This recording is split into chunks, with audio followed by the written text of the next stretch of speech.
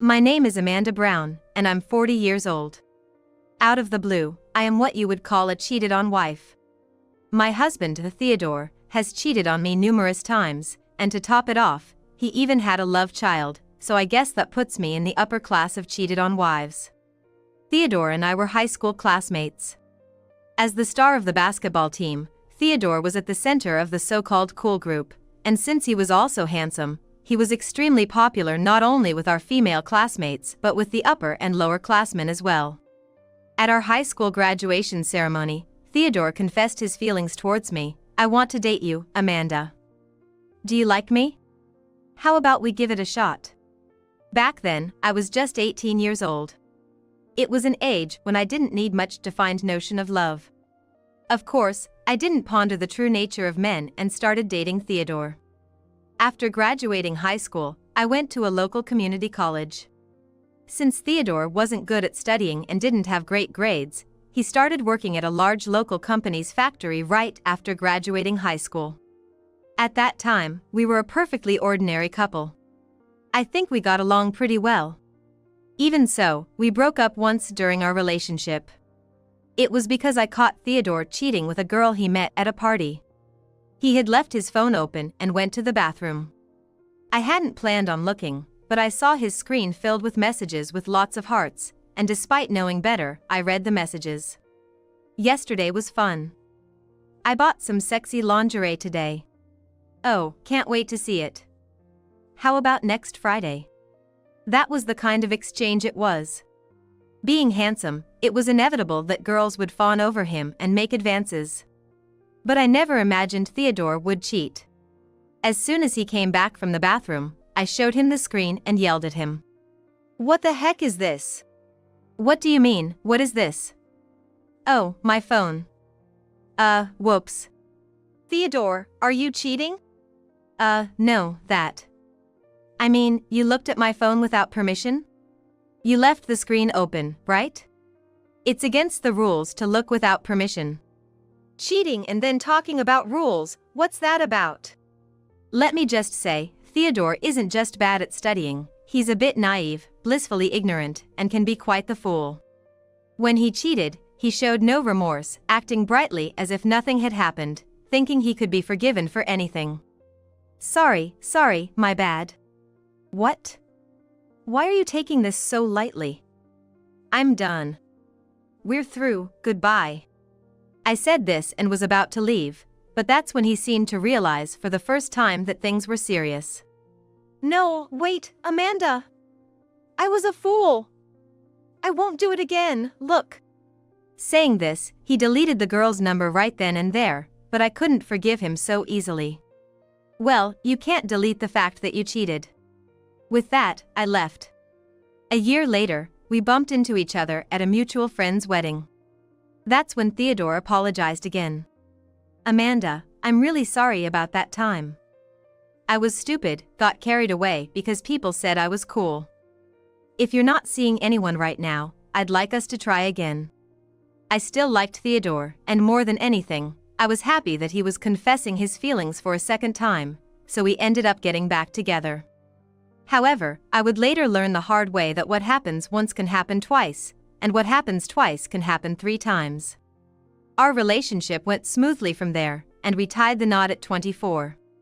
Soon after, we were blessed with a baby boy, and 2 years later, a second son was born. "Dad, I came first in the race today." "Cool, right?" "Yeah, good job. Let's have a race then." "I won't lose." "Dad, let's go play soccer." "All right, let's eat lunch and then head to the playground." "Yes. I love you, Dad." The 2 boys were Daddy's boys, and Theodore was a devoted father who would play with them whenever he had the time, making ours a happy family. However, nearly every weekend night he would say, "I have a drinking party with the guys from work," and he was seldom home. I never suspected Theodore, but one day, he came home drunk and fell asleep with his phone screen still on. Awakened by the brightness of the phone, I reached to close it, and it felt like a flashback to that time. I saw the screen filled with messages with lots of marks. "Did your wife not find out? Can't wait to see you. I couldn't help but wake Theodore up with a slap. Are you cheating again? Ouch, what's the sudden for? Why are you hitting me? I'm asking if you cheated. I'm sleepy, can we talk tomorrow? Also, did you look at my phone again? Don't mess around. I was trying to keep him awake by shaking and slapping him, not knowing when he might fall back to sleep. You swore you'd never cheat again, didn't you? What's this all about? This is unbelievable.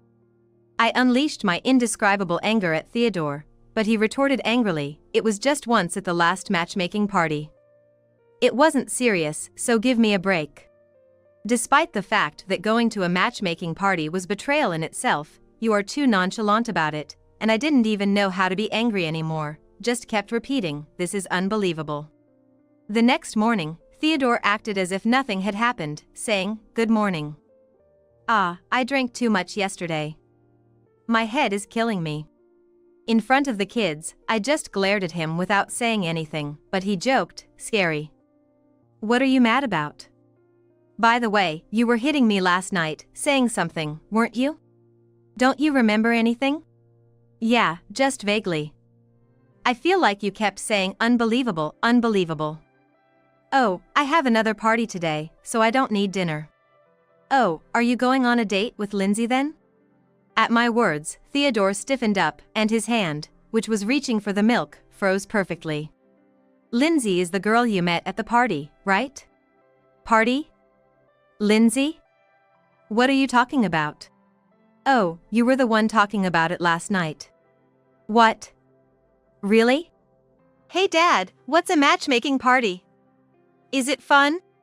Unable to answer his son's questions, Theodore just remained silent. That night, we decided to have a talk after Theodore canceled his party. Sorry, Amanda. This is your second time cheating, isn't it? You promised you'd never do it. Why? Well, I guess I just got carried away. What exactly is matchmaking party anyway? Did I say matchmaking party? It's a bit different. It's really just a company party. Due to the nature of Theodore's company, which is mostly male, girls often participated in these drinking parties, which practically turned into matchmaking party. That's where he met Lindsay.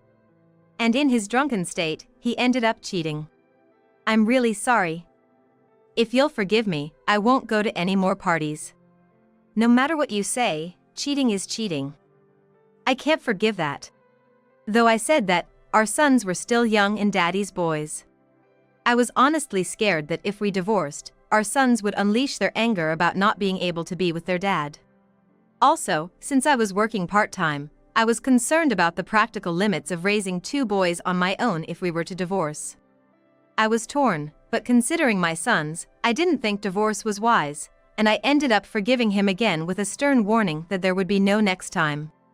However, Theodore's womanizing didn't end there. As our sons grew and entered elementary school, and I moved from part-time work to full-time as a temp worker, Theodore's third affair came to light. This time it was with a girl from his regular hair salon. Worst of all, I found out about Theodore's cheating from our son. Hey Mom, I saw Dad today when I was coming home from school. Is that so? But Dad was at work, so it must have been someone who looked like him.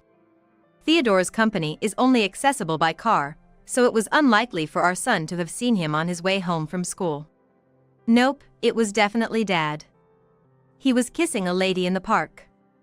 That's something you can only do with Mom, right? Shocked by my son's words, I called Theodore to confirm the facts. At first, Theodore tried to deny it, but when I told him our son had seen him, he quickly admitted to the affair. After the last affair was discovered, I couldn't bring myself to be intimate with Theodore, and our marital relations naturally dwindled. I might be partly to blame for how things turned out, and once again, I forgave him. Years passed, and by the time our younger son entered middle school, they rarely wanted to go out with us parents. During this time, Theodore's work shifts included more nights, and he invariably spent his weekends on his hobby, outdoor activities, meaning he was hardly ever at home. We might not have been the happiest couple due to his repeated infidelities, but somehow we had made it this far. As we approached more time together as a couple, I hoped we could slowly clear our resentments, enjoy some drinks together in the evening, and travel. I once suggested this to Theodore, but he declined, saying, I'm really into outdoor activities right now. The gear, like tents, was expensive, so I can't afford a trip right now. So, why not take me on one of your outdoor trips? I suggested, but he responded, for me, outdoor activities are a way to escape the busy workdays and enjoy some solitude. It wouldn't be solitary if someone else was there. I understood that it's important for men to have their own space for solo hobbies, like having a study or a personal library at home. Although I felt a bit lonely, Theodore seemed to be enjoying the current trend of solo camping, so I thought I'd wait for another opportunity and not make a big deal about it. Just when things seemed to be settling down, both of my parents suddenly died in an accident. As an only child, I was left to sort through their belongings in my grief. My father had run a small business. So while it wasn't a huge company, our house was large and filled with possessions that were not easily sorted. We also had land that had been in the family since my grandparents' time, so there were inheritance procedures to handle, as well as matters related to my father's company that I couldn't manage alone. Normally, Theodore is quite self-centered, but he gave up his solo camping hobby to help me sort through everything during that time. However, as we were wrapping up, Theodore dropped a bombshell. Hey, I know this is a terrible time to say this, but should we get a divorce? What? A divorce? Yeah. It's not that I've stopped loving you or anything. Now, of all times, you want a divorce? The thing is, I have a 2-year-old daughter. What? I can't even understand what you're saying. We only have 2 sons, right? I love them, of course, but a daughter's cuteness is just different. She's so adorable, and thinking about the future, I just want to be with her all the time. Hold on. What are you talking about? I can't see where this is going. Even in such a situation, Theodore could be so naive, suddenly revealing he had a secret child. The truth is, I've been seeing someone for a few years now, and it was just supposed to be a casual thing, but she got pregnant. I asked her to terminate it, but she decided to ignore my advice and go through with it as a single mother. I was speechless at his sudden confession. At first, I was just helping out with the child out of obligation, but as she grew, she became too adorable and I couldn't bear to be away from her. Watching the mother's efforts, I naturally began to feel love, and now I think I want to marry her. Apparently, the other woman was a young and pretty colleague named Yolanda, who worked in the same department as Theodore. Yolanda, young and cute, was admired by everyone at work. The two had become close quickly at a company party, and she had made the first move on the handsome Theodore. It sounded ridiculous, but foolish Theodore just blurted out the truth. As he finished his story, any anger or shock I had felt initially just faded away. I was so appalled that I readily agreed to the divorce. Later, to discuss the division of assets, I met with Theodore, accompanied by a lawyer. Although I had agreed to the divorce, I was not about to let Theodore's misdeeds go unpunished, and planned to claim as much in alimony and child support as possible.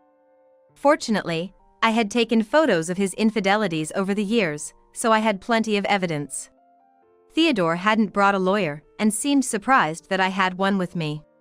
When the lawyer conveyed my demands for alimony, I thought he would explode in anger, but instead, he casually said, "That makes sense. I've caused you trouble, so alimony is only fair." Yeah. His unexpected response took me by surprise. "So, how much are we talking about?" "Amanda is asking for $100,000 in total, for this and past incidents." $100,000? That's unexpectedly high. But it's okay. I'll cover the alimony from our assets. Huh? There should still be about $1 million left, right? What? Don't play dumb. I'll cover the alimony with our assets. I'll take the remaining $1 million, he said, showing his irritation. You might be misunderstanding something, but I don't see what you're trying to say. When I said this, Theodore got angry, thinking he was being mocked. Your parents left you an inheritance, didn't they? He snapped. Huh? Are you talking about my parents' estate? Yeah. You've got an inheritance from your wealthy father, right? It seemed Theodore thought my parents' substantial estate would also be divided during our divorce. Assets? You're not getting a dime from me. Huh? What do you mean? You planning to keep it all to yourself? I felt uneasy about Theodore's unusual outburst, but I patiently explained how assets are divided at divorce. Look, the division of assets during a divorce refers to the marital property, which includes the house and savings accumulated during the marriage from our joint life together. The inheritance came just recently, right? We were married, weren't we? But I said it's about the property obtained during our joint life. Savings from before we were married, and my parents' inheritance, aren't part of the money we made together. So, they're not subject to division. What? Seriously? Even though he was angry, Theodore's disappointed sigh filled the room. Fine, then I'll take the sons. You'll pay child support. What do you mean, fine? Don't talk about our sons as if they're some kind of bargaining chip. Custody of the children goes to the mother unless she's unfit or they wish otherwise. Well then, you try convincing the sons. Huh? It's up to you to explain. They're old enough to understand what you've done. They were both pretty disgusted by it. Damn. But it was clear from Theodore's constant talk of money that something was off. Hey, are you in debt or something? Are you having money troubles? Well, it's not like that. Theodore was evasive, but I knew there was something more. If Theodore had debts, it could potentially involve me too. So, I had a detective agency investigate, and it turned out Theodore had bought a new apartment in the city worth $800,000. Maybe he planned to live there with his new family. And he was probably counting on my parents' inheritance. It's a distasteful thought, but perhaps Theodore was waiting for my parents to die. As various thoughts raced through my mind, Theodore hired a lawyer, and the formal divorce proceedings began. However, Theodore was the one who had repeatedly cheated and even had a secret child. The settlement was for $60,000 in alimony and monthly child support. Since our home was a rented apartment with no asset value, I secured 70% of our small savings for our son's education costs. But even months later, neither the alimony nor the child support had been paid. I didn't care about the money, but I couldn't just let this go. After all the struggles, I needed to get proper compensation. So, I tried calling Theodore. But he had changed his mobile number and was unreachable. Theodore, ever the optimist. Probably thought I would give up if I couldn't get in touch with him. But that's not going to happen. I'm not letting this go, no way. It's embarrassing to admit, but at that time, I was consumed by thoughts of revenge. The infidelity was bad enough, but the idea that he might have been waiting for my parents to die made my blood boil.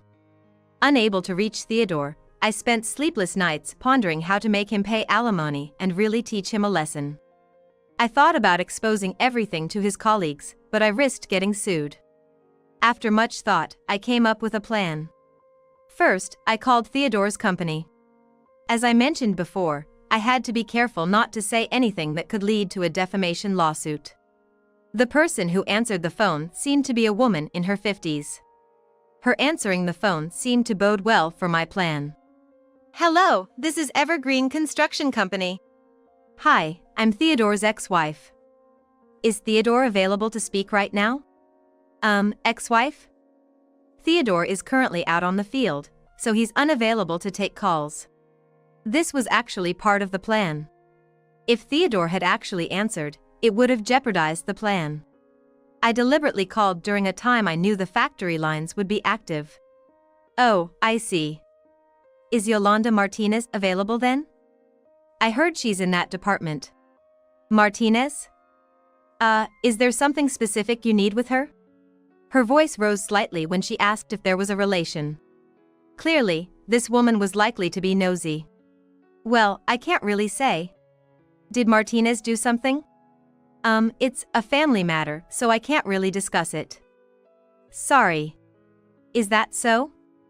Is Martinez available now? Could you put her through? Yes, please. Oh, actually, never mind. Could you please ask Theodore or Ms. Martinez to contact me? I really need to speak with one of them. Understood. I'll pass the message along. Thank you. With that, I hung up the phone. Theodore never called back. But I'm not concerned about that because my goal was different. I didn't reveal any of their secrets, but now the nosy receptionist might start spreading rumors on her own. Eventually, these rumors will likely grow and take on a life of their own. And this isn't the extent of my revenge. It's just a bonus.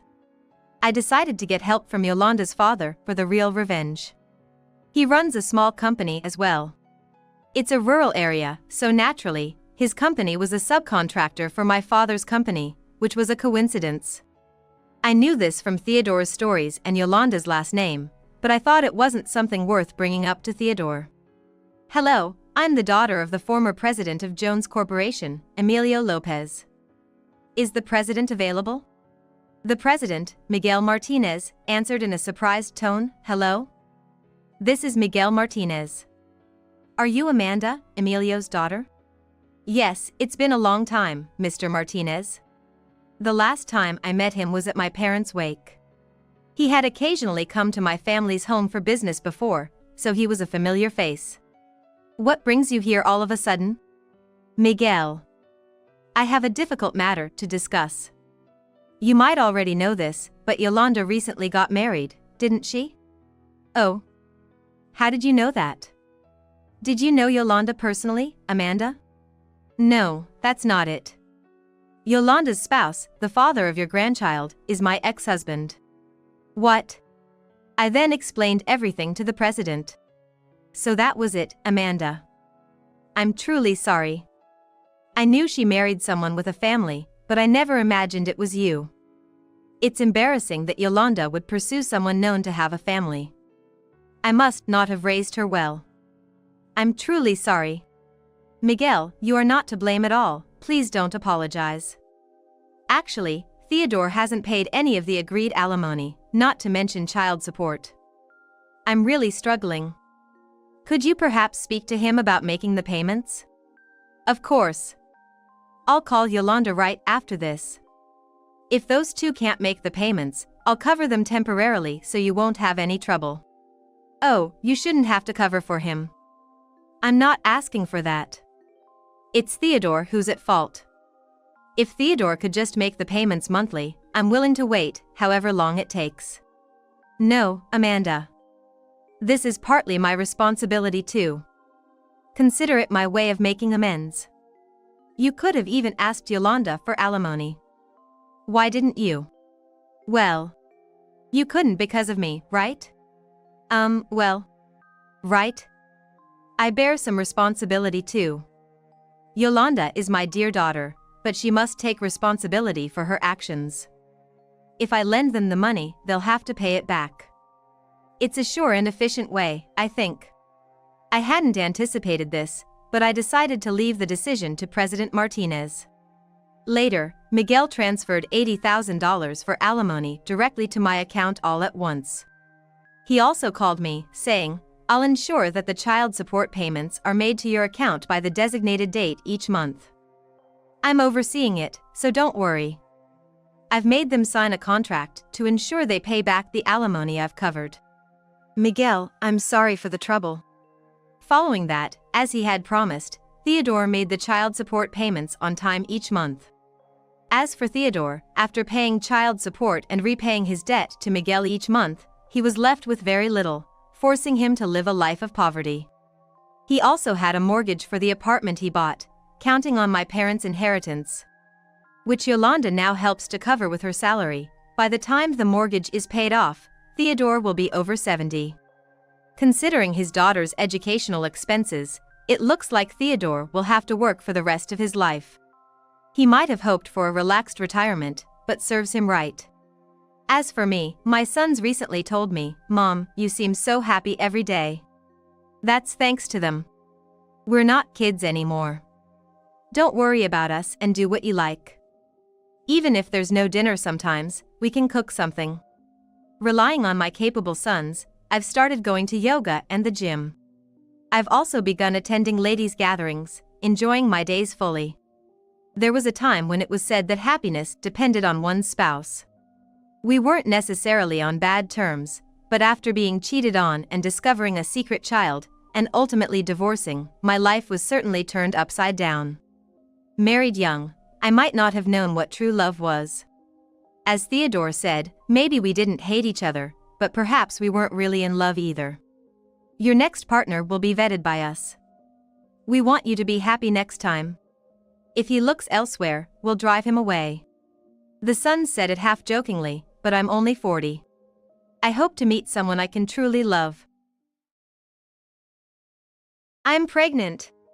We're finally having our child.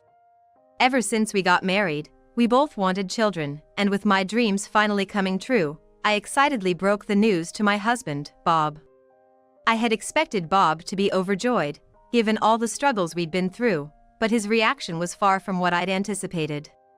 It felt like I had been pushed off a cliff. My name is Catherine, 40 years old. I was confessed to by Bob and we got married when I was 30.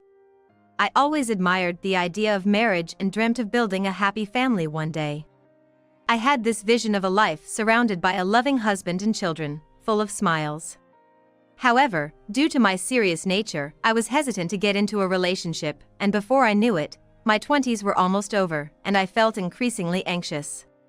I also have 2 sisters, both of whom were already married by the time Bob confessed his feelings to me, which made me feel even more pressured. So, I quickly responded to Bob's confession, and we started dating. We worked at the same place, and I had interacted and worked with Bob before. So, I had a pretty good idea of his personality and felt positive about him, which made it easy for me to give an affirmative answer. Though we dated for only a year, I was drawn to his cheerful and easygoing nature, something I lacked. I believed that we could complement each other well as life partners. It seemed Bob felt the same way, as we quickly decided to tie the knot. You know, I tend to be overly optimistic. I believe we need someone serious like you, Catherine. I think with you, we could have a stable life and make a great couple. I had always been somewhat self-conscious about my serious nature, so hearing these words from Bob meant a lot to me. While we weren't madly in love, I could say with confidence that there was love between us, and I believed we could have a happy married life. After getting married, we both worked. We were already in our 30s, and considering our future, we decided we wanted children soon. Both of us held senior positions, so our salaries were quite high. We always hoped for 2 children, eagerly anticipating the day they would come into our lives. So, until that happened, we decided to work hard, ensuring we could provide for our future family. But even after 2 years of marriage, I wasn't pregnant. In the first year, we laughed off the disappointment, reminding ourselves that having a child is a blessing that cannot be forced. We've only been married for a year. Let's not rush things, Bob would joke, lifting my spirits whenever I felt down. So, at that time, I believed it would happen soon, and I looked forward to it without anxiety. However, by the 2nd year, the reality that I still wasn't pregnant began to weigh on us. Bob, too, started looking somber, having assumed that by now, we would naturally have a child. Our shared anxieties led to disagreements, and we even had heated arguments about it. Considering our age, it seemed concerning that we hadn't conceived yet. Bob suggested we get checked out at a hospital. Once we cooled off from our argument, I agreed, thinking it was a constructive approach. We both went to the hospital for tests, which revealed there were no health issues. It was a relief since I had been worried about potential fertility issues. The doctor suggested it was just a matter of timing, so we continued our efforts, following any advice and directions provided. Despite our efforts, the tensions increased, and our arguments became more frequent. Our interaction at home became minimal. Our life was a far cry from the happy, smile-filled home I had envisioned when we first got married, but I refused to give up. I believed that once we had a child, the life I had imagined would become a reality. And finally, 10 years into our marriage, I discovered I was pregnant. Both my sisters already had children, and while I had been envious of them for so long, now I too was expecting. The moment I heard the test results, overwhelmed with joy and the realization of a long-held dream, I broke down in tears. For the longest time, not being able to conceive had been a source of sadness, but now I felt an overwhelming sense of happiness. While initially we had wanted 2 children, at this point, I was content with even 1. As long as the baby was born healthy, that's all that mattered. I lovingly caressed my belly, wishing for a healthy child. After leaving the hospital, filled with happiness, I couldn't help but grin as I immediately called Bob to share the news. However, it seemed he was at work, as he quickly and rather curtly ended the call. Certainly, I felt guilty for calling during work hours and realized I was too excited. So, I decided to tell my husband about the pregnancy once he got home and settled down. I went for a checkup today and found out I'm pregnant. We're finally gonna have a baby. I intended to report it calmly, but my happiness overflowed, and I told him excitedly. Having wanted a child for 10 years and finally being pregnant, I thought he would be thrilled. However, his reaction wasn't what I expected. Really? Now? At our age? He seemed irritated, adding, "Do you even realize how old you are? You're 40, right? There are risks with having a child at this age." The doctor had mentioned this, but I was assured that with proper precautions, everything would be fine. Indeed, having my first child at an older age is challenging, but I was prepared for it. I had made up my mind to have this baby. Upon sharing my feelings, my husband only seemed more upset, saying, "Raising a kid at 40? And we don't even know if the baby will be born without any health issues. It might have disabilities." My husband said that with advanced maternal age, only children with issues are born, and he definitely didn't want to deal with caregiving. He argued that he wants care in his old age, but doesn't want to be burdened with taking care of a child with special needs. It felt like he saw our child as just a convenient tool. "It's your child too, you know? How can you say such things? After all we've been through, we're finally blessed. Aren't you happy?" Upset, I responded that I would cherish our child, regardless of any potential disabilities. In his anger, he blamed me for the delayed pregnancy and even suggested we divorce. "That's it. Let's get a divorce." At first, I didn't quite understand what my husband said and instinctively asked him to repeat it. Why would I receive such a comment upon sharing the joyful news of my pregnancy? "What do you mean?" Then, he began to say that he was fed up with life with me, now a 40-year-old woman. He felt the pregnancy was late, I always seemed down, and while he thought my seriousness made me suitable for marriage, he now realized he was wrong. I felt hurt by my husband's harsh words, but some of his comments oddly made sense to me. Initially, I was drawn to his cheerful and easygoing nature, but over the last 10 years, I had begun to notice issues with his character. Still, I had planned to continue life with him and pretended not to notice these flaws, but now I realized it was impossible. He tends to take things too lightly, and instead of being cheerful, he's rather frivolous. We had quarreled over things other than the child, and our marital relationship had cooled. Over the past decade, I felt that we somehow had mismatched values, and this incident solidified my realization.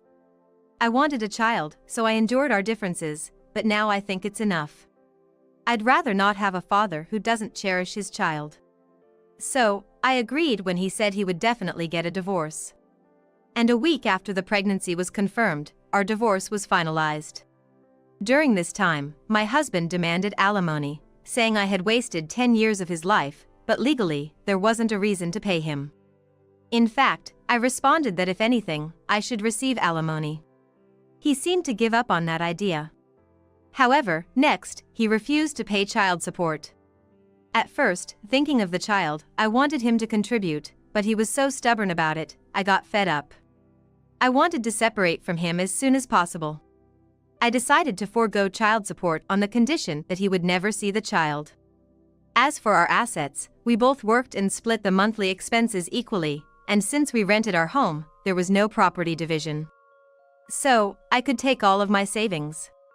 He had spent a considerable amount on his hobbies, so had there been property division, I would have likely lost out. I had never told him how much I saved, so he quickly agreed to no property division. I had been prudent with my savings, and I felt secure knowing they would last about 5 years even if I couldn't work. After the divorce and packing my things, I immediately returned to my parents' home in Nebraska. Both parents were there, both in their 80s but still in good health. My parents warmly welcomed me back and were very happy about my pregnancy. Perhaps I had been hurt by my ex-husband not being pleased about the pregnancy. Seeing my parents happily welcome the news, I finally felt relieved. And I was determined to raise this child safely. My child was born without complications, even though I had been concerned about giving birth at an older age.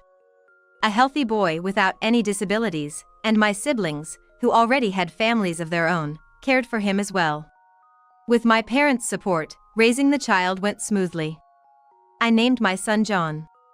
Moving back to my parents, away from my previous job, I had quit, and with my severance and parents' support, I could focus on raising John until he was about a year old.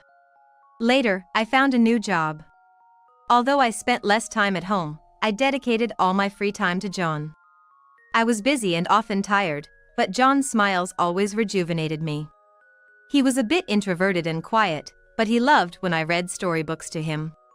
He seemed to enjoy studying even at a young age, and when I gave him a workbook at age 5, he started learning letters with enthusiasm, looking forward to starting elementary school. He seemed to inherit my seriousness, and I worried he might not make friends if he focused too much on studies. But he joyfully went to school and played with friends after classes. John wasn't very athletic initially, but in middle school, he developed a dream for his future and changed significantly. He worked hard to overcome his weaknesses and became even more passionate about his studies. I was concerned about his intense focus, but over time, he improved physically and even joined a sports team in high school, eventually winning awards in competitions. Seeing him, once so unathletic, shine in competitions made me so proud. In college, he excelled in both academics and sports and became more sociable, enjoying time with his friends. He seemed to be a well-rounded individual, both personally and capability-wise, so much so that I felt there was little for me to worry about. Still, I always keep an eye out, ready to support and protect John if needed, but for now, it doesn't seem necessary. Finally, my son got the job he always wanted and moved out, but we keep in touch regularly. Sometimes he visits with gifts and helps around the house, and he's always considerate of me. He's truly a wonderful son. Even though I wasn't the best father, he's grown up to be such a remarkable young man, and I couldn't be prouder.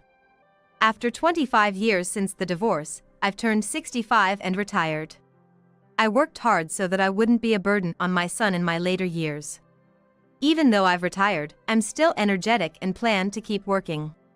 When I told my son this, he wanted to properly celebrate my retirement and upcoming birthday, suggesting we go out for a meal. But I know he's busy, only in his second year at work. I told him just the thought was enough, but he insisted. He said, "I owe you a lot, Mom. I've gotten used to work and I've got more time now. Don't worry about me." Since high school, he has always expressed gratitude and thanked me for everything. Every time, I've been overwhelmed by how wonderfully he's grown. It seems starting work has given him a renewed sense of gratitude. "You struggled as a single mom, but you always supported me in everything I wanted to try. Thanks to you, I'm living my dream now." To me, it's just what any parent would do. But my son feels he had a very comfortable childhood and wants to express his gratitude. I couldn't refuse after hearing all that. Overcome with emotion, I agreed. And we planned to dine at a restaurant he'd booked and then shop for my birthday present. I looked forward to that day. On the day, I dressed up a bit and went out with my son. We walked to the restaurant, chatting happily, and I felt proud looking at my grown-up son. Raising him on my own was a decision I made. I had help from my parents and siblings, so while it was hard, it wasn't unbearable. He used to be so small, but now he's grown so much, I thought, looking up at my son who was now taller than me. Over time, my son's face had become more mature, and as I noticed the passing days, I felt happiness. But then, I suddenly felt like a bucket of cold water was thrown over me. "Catherine, long time no see." At first, I didn't recognize the voice, but then I realized it was my aged ex-husband. He was with a woman who looked younger than him. From a distance, My ex-husband called out and deliberately approached us. "What do you want?" I didn't want to talk to my ex-husband on this fine day, so I responded coldly. After our divorce, we hadn't communicated at all, so I wondered what he wanted now as I looked at him skeptically. My ex-husband came closer, took a long look at me and my son, and then laughed mockingly. "You still have that sour look on your face," he said. "Is that the kid we had when we divorced? Still taking care of him, huh? Good for you." He assumed our son had some disability and began bragging about his own life without even being asked. He told me he had remarried soon after our divorce and now had a daughter in college. He bragged about how well his daughter was doing in a prestigious university. Convinced that our son was not doing well, he started boasting about his new wife too. His new wife was 10 years younger than him, they quickly had a child, and he was now earning more than before. Our marriage was a complete waste of time, he boasted. It seemed he'd approached me just to mock me. Though I was infuriated, I wanted to leave, saying I had plans. But he wasn't done yet. Ignoring my evident annoyance, he began to mock my son. Is he disabled and a lot of trouble? Can he even get a job? Looks like you'll have no one to help you in your old age. Tough break. I can handle insults about me, but not about my son. I raised my hand to hit him, but my son stopped me. "Mom, it's not worth our time dealing with him. Let's go." My son, staying calm, held me back and disregarded my ex-husband, showing concern for me.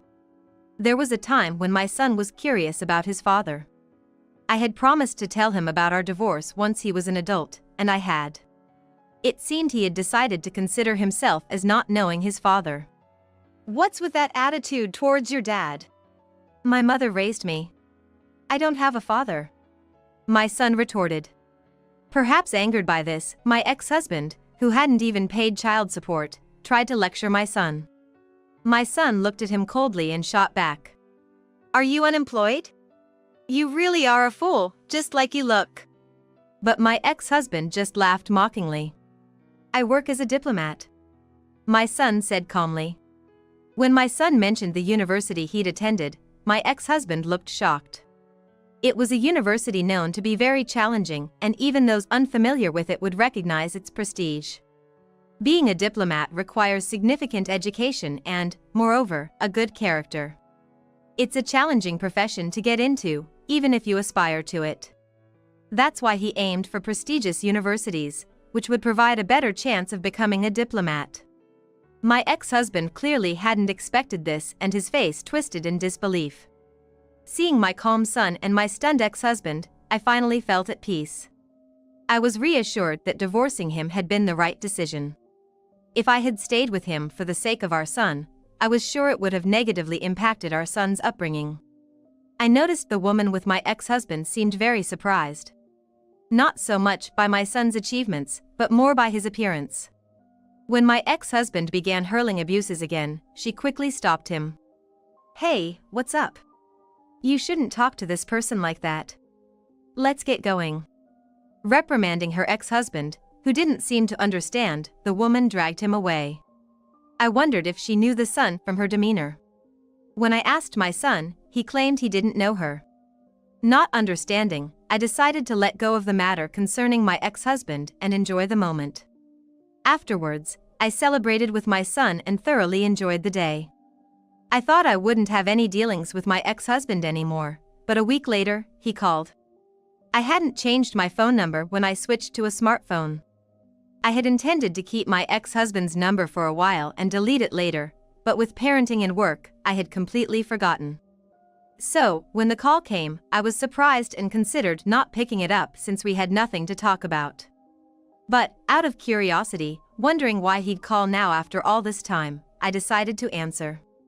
When I picked up, the first thing he blurted out made no sense. "Let me talk to John. This situation is bad." He sounded desperate, almost pleading. I was taken aback. Just a week ago, he had insulted John, and now this? What's this all about now?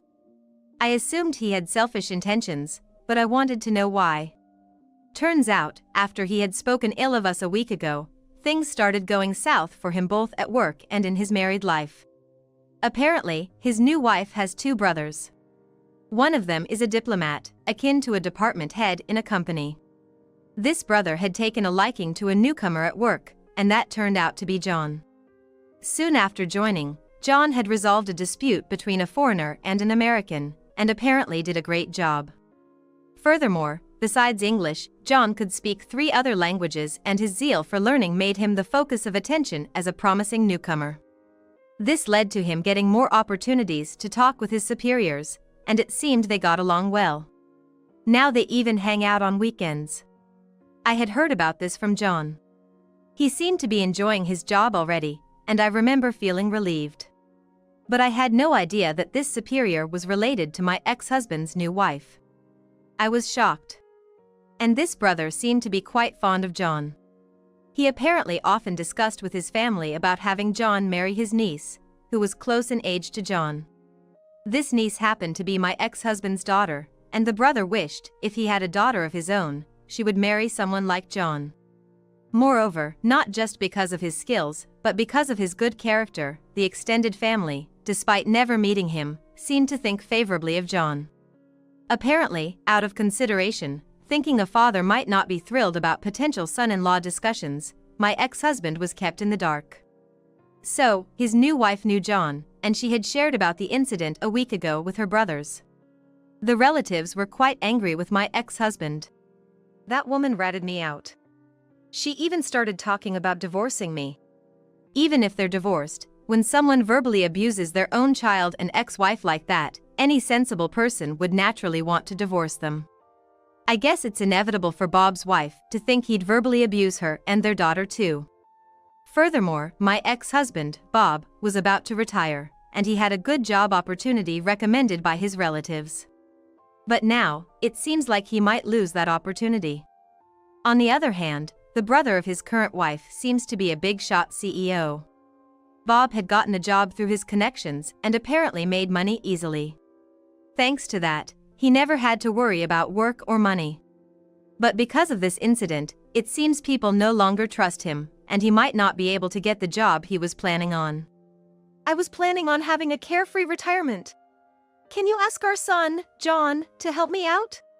When a father's in trouble, his child should help, right? Bob, who never really cared about our child and didn't even pay child support, just wanted to use him for his own convenience. I was beyond angry at Bob's audacity. I was simply astounded. You agreed not to see our child in exchange for not paying child support when we divorced. John doesn't owe you anything, so you better figure things out yourself. I don't want to live a lonely life in my old age. Why don't we get back together? John would be happy living with his father again, right? Come on, let's live together. I firmly declined, but Bob kept spouting nonsense. After all those hurtful things he'd said, I was just appalled at what he was suggesting now. The very thought of living with Bob again made my skin crawl. There's no way. You made your bed, now lie in it. Didn't you say you didn't want the responsibility? I firmly declined and ignored Bob's pleading voice, hanging up the phone. Without delay, I deleted Bob's contact information. Since then, John and I have been living our lives smoothly. When I mentioned Bob's call to John, he told me that his relationship with his boss was still good. John was surprised to find out just how much his boss wanted him as a son-in-law. I don't know the details, but I've heard that Bob's been kicked out by his second wife and is now struggling. Bob, who said he wanted to enjoy a lively retirement, seems to be living a tough life alone, jobless, and with little savings.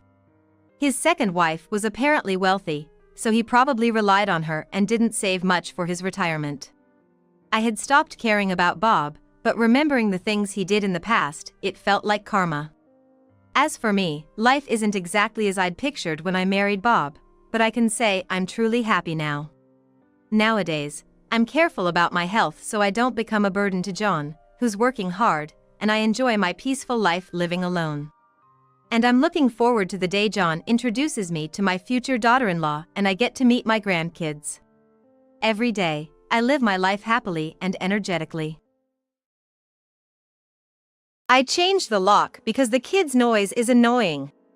You can sleep in the garden with the baby." Coming back from a checkup with Rosetta, I called out to Kyle and was met with those unbelievable words. "Come on, Kyle. Stop joking and unlock the door now." Even with an appointment, enduring the long wait at the doctor's office since morning with my 3-month-old daughter, Rosetta, was tiring. Just as I thought we were finally home, I realized the key wouldn't fit. That was his response when I asked him about it. "I'm not joking. If you heard me, do as I said," Kyle retorted defensively. "Rosetta is only a 3-month-old baby. How can you say such cruel things? You think I'm the cruel one? That's my line. I come home exhausted from work, and all I hear is her constant crying. If she keeps crying even when I'm sleeping, it must be your fault." The yelling escalated. No matter how hard I tried to block it out, his hurtful words kept reaching my ears. "Even though Rosetta is our child." I felt tears welling up. Just as I was about to speak up, someone tapped my shoulder. I turned around, and standing there was. Then, a savior appeared for us. My name is Hannah O'Donnell. 24 years old. I gave birth to our beloved daughter, Rosetta, 3 months ago, with my husband, Kyle, 28. I met Kyle at a mixer I was somewhat reluctantly invited to by a friend. After his relentless pursuit, we started dating and eventually got married. In our 2nd year of marriage, I became pregnant with our long-awaited child, Rosetta. Our first date was near a rosary, which was beautiful every year. That spot became our regular meeting point. Therefore, we named our daughter Rosetta. When I announced my pregnancy, Kyle cried tears of joy. I was filled with hope and anticipation for a bright future with him. Those were the days. Even during times of morning sickness and poor health, he would care for me without sleeping. However, as I entered my stable pregnancy period, Kyle's behavior began to change. I'm naturally petite and slender. The baby in my belly felt heavier than I anticipated, and even slight movements drained my energy. I wasn't exactly sighing, but I'd occasionally let out a small sigh after certain tasks. "Seriously?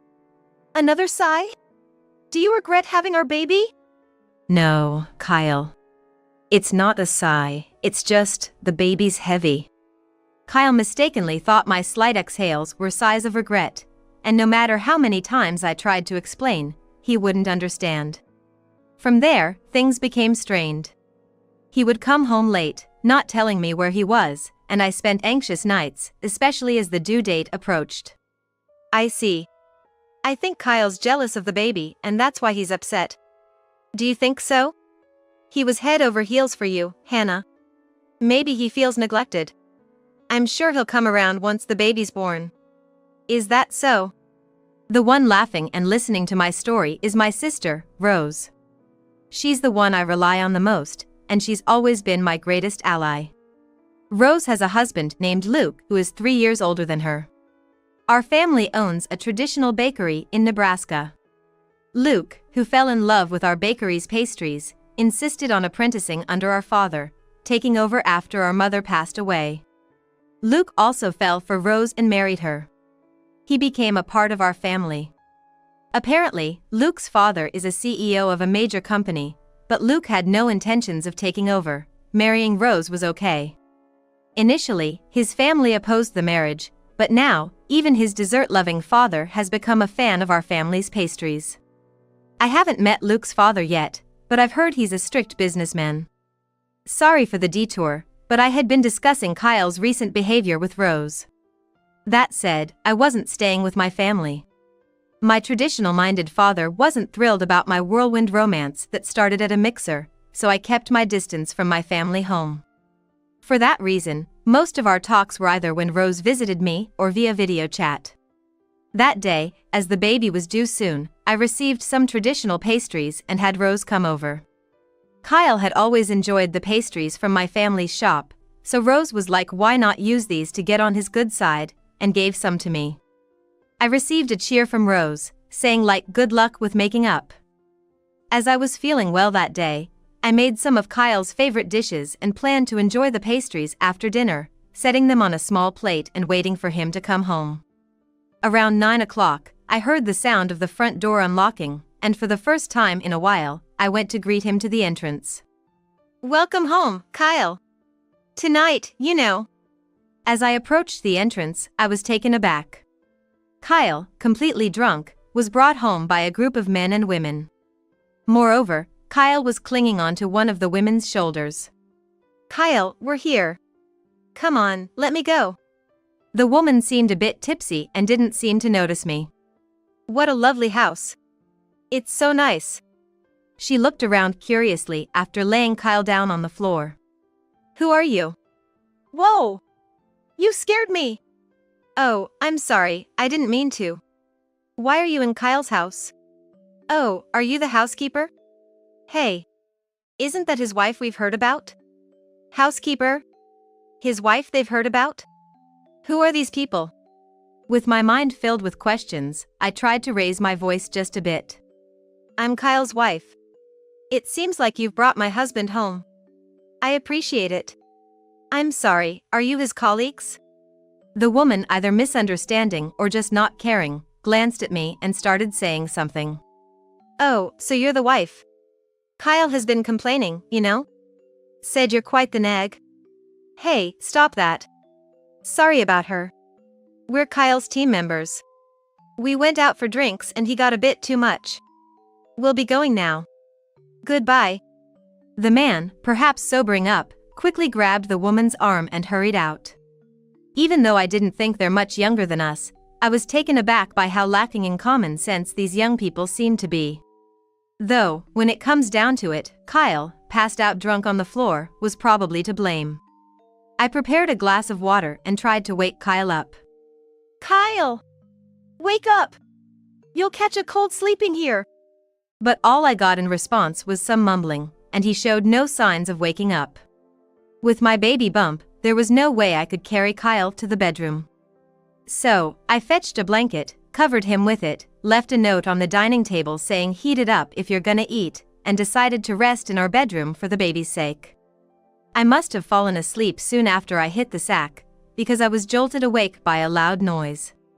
The sound came from the dining area, so I got up, holding my belly protectively, to see what was going on. To my horror, the dinner I'd prepared for Kyle, as well as the pastries Rose had brought, were scattered messily across the floor.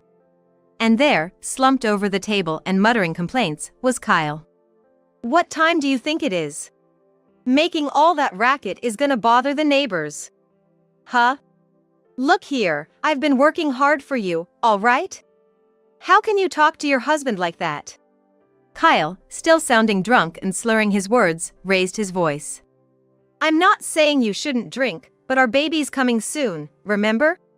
Weren't you over the moon about it? What's gotten into you tonight?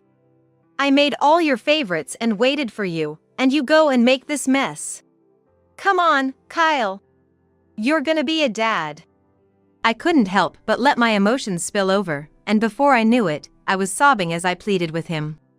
But my feelings didn't seem to get through to Kyle. He just shouted like enough, and stormed out. We remained distant and misunderstood each other, and eventually, I gave birth to our daughter, Rosetta. I wished he would remember the times when we first met. I named her Rosetta, partly in hopes of that, but Kyle never held her. Rose was the one who was there for me during the delivery.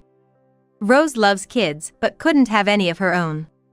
That's why, taking a cue from Rose's name, I named our daughter Rosetta, hoping she would be loved by Rose as well. Rosetta has a heartwarming smile, and her laughter and smiles became my anchor. However, her crying at night was intense, and I often found myself protecting Rosetta from an enraged Kyle, not getting a wink of sleep. "If she cries and fusses in the middle of the night again, I'll kick both of you out." I'd gotten used to hearing such threats. But this can't go on. It's not fair to Rosetta. I had also prepared for the worst-case scenario in the back of my mind.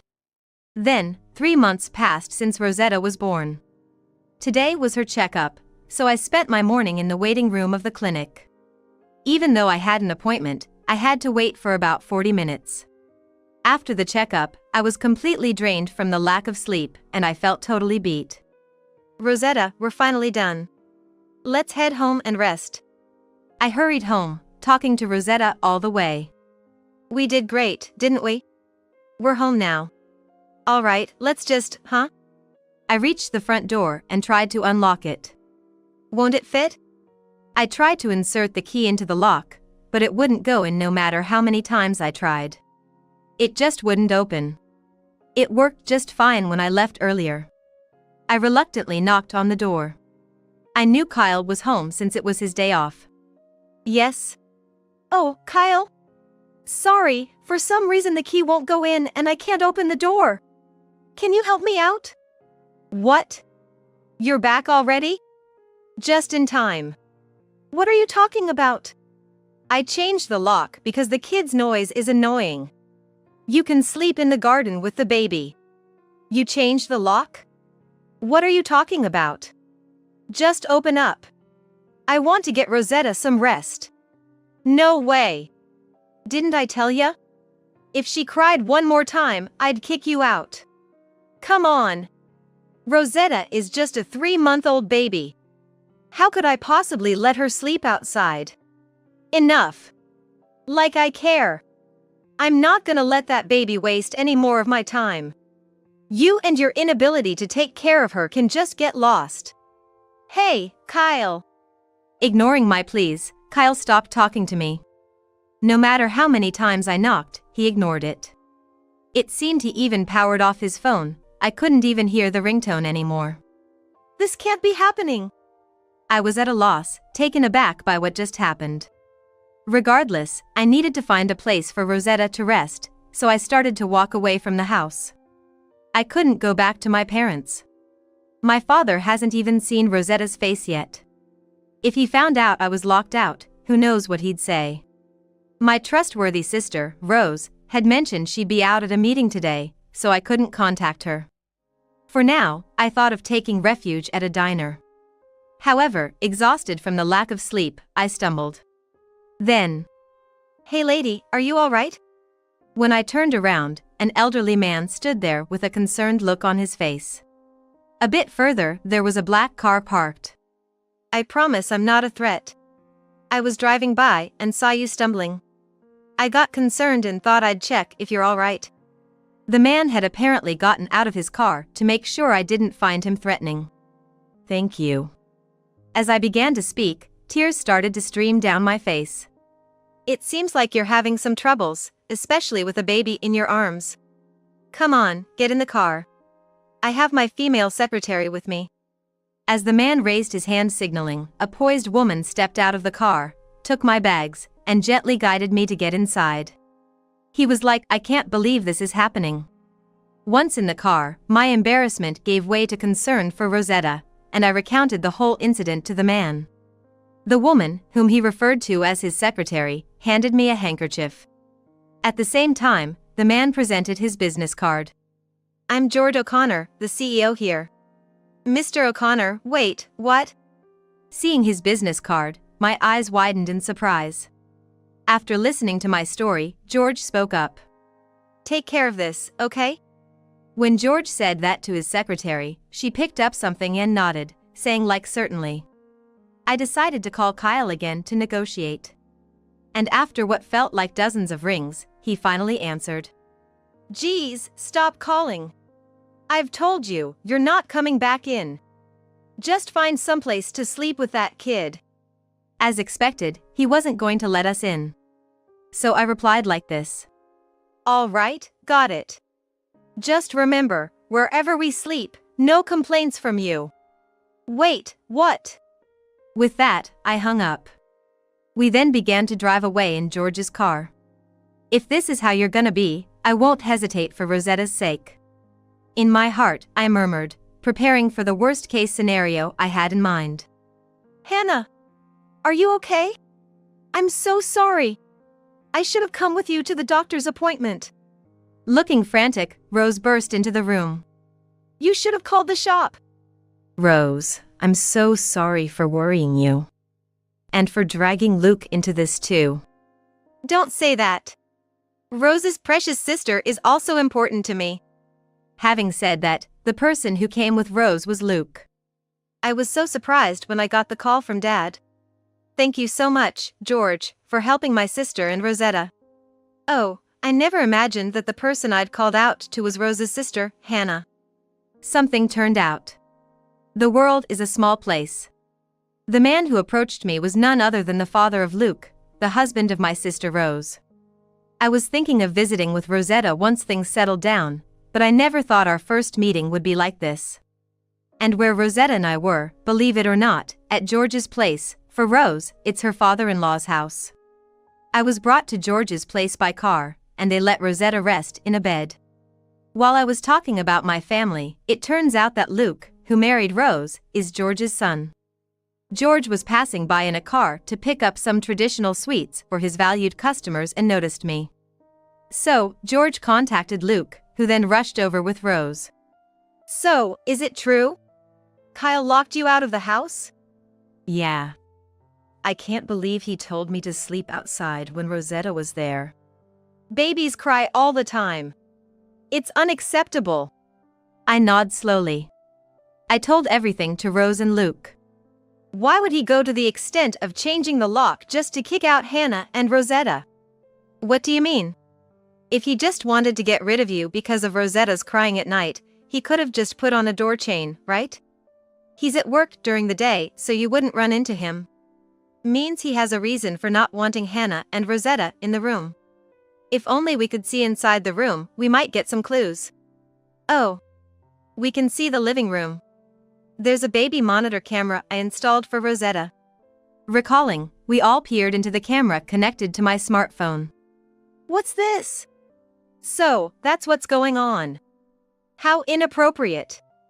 George, who had been silent, frowned in confusion. On the screen, Kyle was seen playing with a woman in a compromising position on the couch. I recognized that woman. She was the young lady who once introduced herself as Kyle's team member and brought a drunk Kyle home. I can't believe it. Blaming Rosetta's crying at night and kicking us out for this. I was seething with anger, and my body started to shake. I'll never forgive him. I've decided to take action against Kyle. It had been a week since Kyle kicked me out and I hadn't returned home when my cell phone rang. It was Kyle. I didn't want to hear that guy's voice, but I thought I might get an entertaining reaction, so I answered. Hello? Long time no talk. Hey! What the hell do you think you're doing? You call out of the blue and don't even greet me? That doesn't matter. Why the hell are you sending an attorney after me? Talking about divorce and paying compensation, have you lost your mind? Oh? You've heard from the attorney, right? Child support for Rosetta. You'll be paying it until she turns 18. But of course, the divorce comes first. Hold on. Why the sudden talk about divorce? Huh? You're the one who kicked us out. Yeah, I told you to get out, but I never said anything about getting a divorce. It's obvious that I would divorce you even without you saying it. I won't stay with a man who'd kick out his lovely daughter using the excuse of her crying at night just because he cheated. What? I never cheated. What evidence do you have? Are you stupid? The attorney is taking action because there's evidence. Don't think you can talk your way out of this. I'm not the same person who'd just listen and say nothing anymore. I firmly voiced my thoughts, asked the attorney to proceed with the divorce.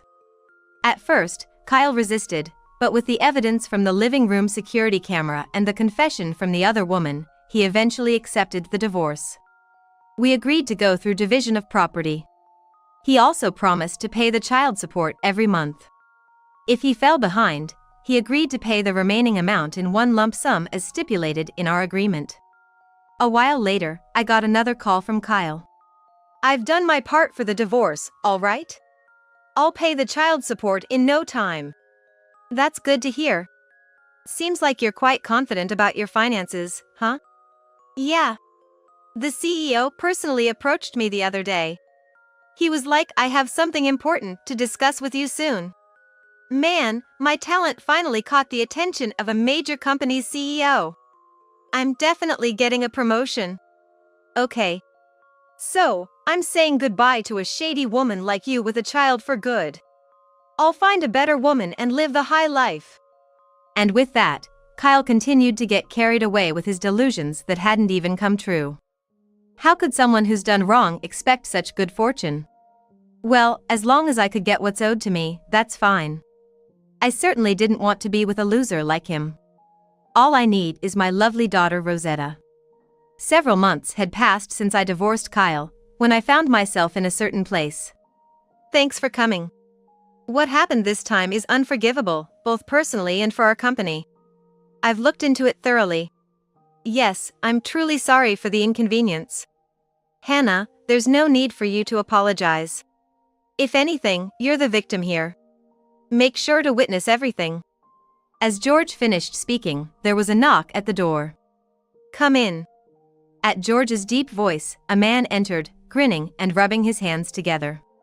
Mr. O'Connor, I've been eagerly waiting for your call. Oh, you have a guest.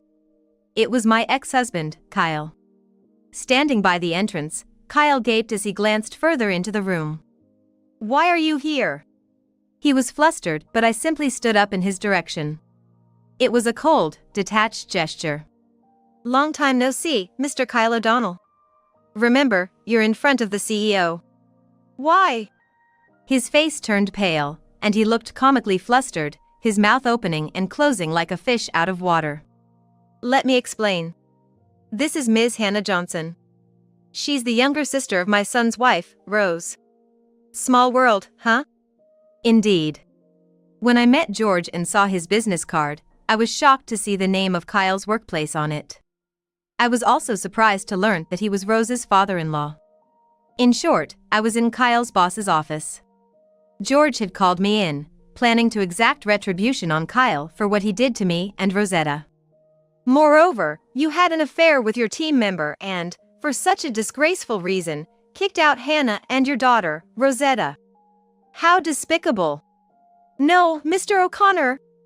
I swear, I've never done such a thing. I don't know what she told you, but I would never. Oh? So you're saying Hannah made up the affair? Yes. I would never do something so cruel. So you admit it's cruel? Of course. Then why did you tell me and Rosetta to sleep outside and change the lock? That was just a joke. But you took it seriously. You didn't even come back. Maybe you found another man. Enough. It's pathetic. Yep. George became furious and pulled out a voice recorder from his pocket, playing back a recording of Kyle berating me. You've been recording me? Isn't this eavesdropping? I'm gonna sue you. My secretary recorded it. Plus, it's not eavesdropping. And after you kicked them out, they stayed at my place. In my wife's room. I told you, right? Don't complain wherever we sleep. Come on. Seriously? What about my promotion? My raise? No way that's happening. After you betrayed us by having an affair with a team member. That's not cheating because... Why don't you just accept it? George. Mr. O'Connor saw the footage from the living room security camera. It was truly disturbing. And the woman you were with, Carol, admitted the affair and resigned. You pressured her into a relationship, didn't you? You said you felt lonely because your wife was cold to you, right? No way. My life's over. Kyle's dumbfounded scream echoed throughout the CEO's office. Thus, Kyle was personally reprimanded by the CEO, George, who is also my sister's-in-law. Anticipating a raise in promotion, Kyle walked into the CEO's office on cloud 9, only to find himself plummeting down to rock bottom. He had splurged his money on his affair partner, postponing the child support.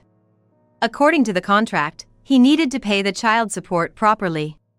Come on, Hannah. We had something special. Let's give it another go, huh? I promise I'll take care of the kid this time. Thinking we might reconcile and he could avoid the payments, Kyle tried to turn the tables. How dare you? What do you mean by kid? My daughter's name is Rosetta. Don't ever contact me again. It was outrageous. Regretting that I married such a person, I felt frustrated, ashamed, and profoundly sad. Ignoring Kyle's desperate pleas on the other end of the phone, I pressed the end call button, blocking him. Later, my attorney informed me that Kyle's dismissal haunted him, preventing him from finding a new job. Trying to borrow money to pay me, he couldn't get a loan from reputable sources. Instead, he borrowed from shady individuals. To repay his debt, he's working hard every day under their watchful eyes. I genuinely felt sorry for him. As for me, with the help of Rose and Luke, I managed to reconcile with my father and return to my family home. According to Luke, my father seemed to have been concerned about Rosetta and me, and he would quietly ask Luke like, "How are they doing?" When Rose informed our father of the recent events, he was ready to confront Kyle in anger. When I returned with Rosetta after a long time, my father had a stern look on his face, standing imposingly. But when Rosetta gave him a bright smile, he said in a soft voice like, "Nice to meet you. I'm your grandpa." He took her hand and, looking a bit shy, reached out for her, suggesting that I should let him hold her. We finally put our differences aside after years of not speaking. Now, my father is completely smitten with Rosetta, leaving his store in Luke's hands, buying toys, and spending time playing with her. Thanks to this, I can now help Rose and Luke at the store. George and his wife started visiting us more frequently, helping to take care of Rosetta. It turns out they share some hobbies with my father, and they often hang out. Rose dotes on Rosetta, acting as a second mom to her. Even Luke claims like, "I'm your dad," to Rosetta and showers her with affection. On days off, the four of us often go to parks. Brimming with love and care, Rosetta is growing up with a constant smile. I am looking forward to watching Rosetta's grow surrounded by my warm family. I live a contented life.